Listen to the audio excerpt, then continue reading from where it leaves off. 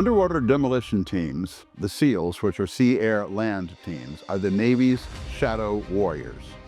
They're born and bred in the water, and they're feared on every battlefield that they've ever touched. From World War II frogmen sneaking into enemy beaches with nothing but fins and explosives, to modern SEALs storming Osama bin Laden's compound in Pakistan. This is the story of America's most lethal, legendary unit, the UDTs and the Navy SEALs. Picture it, it's Normandy, July 6th, 1944. Before the first wave of soldiers ever hit the beach, men in swim trunks and fins crept ashore in freezing dark. Their mission? To clear the path for the landing craft, or to die trying. These were the Naval Combat Demolition Units, the forerunners of the Underwater Demolition Teams, UDTs. By the time of Pacific Island hopping later in the war, they were already legends. Swimming ahead of invasions, planting explosives under enemy lines, destroying obstacles while Japanese troops rained machine gun fire from the cliffs. They had no armor. They had no fancy gear. They just had courage, explosives, and the will to go first. Their creed was simple. If we fail, the invasion fails. So failure is not an option. Now fast forward from the end of World War II to 1962. President John Kennedy knew that the wars of the future wouldn't just be tanks versus tanks. They'd be shadow wars, jungle ambushes, river raids, counter-terror, and unconventional battles.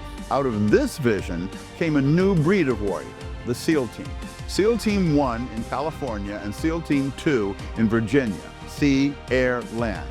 These were the first, and they were built to infiltrate anytime, anywhere that they were needed. Vietnam became their crucible. The Mekong Delta, SEALs were the ghosts, striking at night, ambushing guerrillas, and then vanishing back into the rivers. They became known as the men with green faces because of their camouflage. Their kill-to-loss ratio became the stuff of legend. They were feared by the Viet Cong. They were respected even by their enemies. The SEALs had arrived. You have, of course, heard of Hell Week. 5.5 days of hell. 4 hours of sleep total. 200 miles of running. Thousands of push-ups. Endless hours in the freezing surf zone. The dropout rate, around 80%. But Hell Week is just the doorway. From there, candidates move on to combat diving, demolitions, parachuting, and land warfare. Every evolution is designed to break them down, to peel back layers until only the toughest, mentally and physically, remain. Then comes SEAL qualification training, weapons mastery, small unit tactics, mission planning. By the end, a new SEAL has spent nearly 2 years being sharpened into a razor. SEALs are not built for mass assaults. They are not meant to be combat troops. They're the scalpels, not the sledgehammers. Their missions range from raids and ambushes deep in enemy territory to reconnaissance so precise it can change the course of entire campaigns. They handle counter-terrorism ops where seconds mean lives. They see a ship. They take down pirates at sea, traffickers, and terrorists. They get in however they need to, swimming underwater from submarines, fast roping from helicopters, parachuting from high altitudes, or slipping ashore in the dead of night. If the world has a dangerous corner, the odds are the SEALs have been there or are already there. SEALs have carved their legend across decades. Grenada in 1983, rescuing Governor Paul Schoon under fire. Panama, 1989. Seizing Manuel Noriega's jet in a lightning raid. A good friend of mine was on that raid. Post 9/11, Afghanistan and Iraq, raids night after night against the most dangerous of targets. And of course, the mission that shook the world, Operation Neptune Spear, 2011. SEAL Team 6 raided a compound in Abbottabad, Pakistan, and killed Osama bin Laden. These weren't just missions.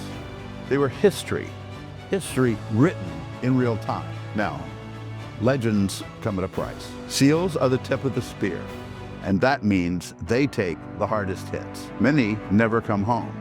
Others return carrying scars you can't see. PTSD, broken families, the weight of years spent in the shadows.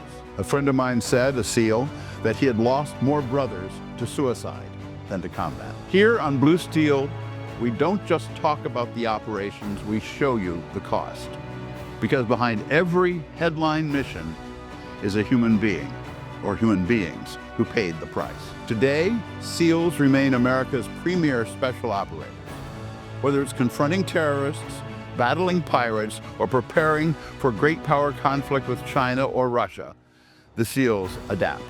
New tactics, new technology, but the same ethos. Never quit, never fail, always be ready. From half-naked frogmen blowing up beach obstacles in World War II with their bare hands, to stealth helicopters delivering SEAL Team 6 to history's most famous raid, the UDT and SEAL story is one of courage, sacrifice, and relentless evolution. If you want to hear these warrior stories in their own words, subscribe to Blue Steel, because we don't just study history. We sit down with the men who made it.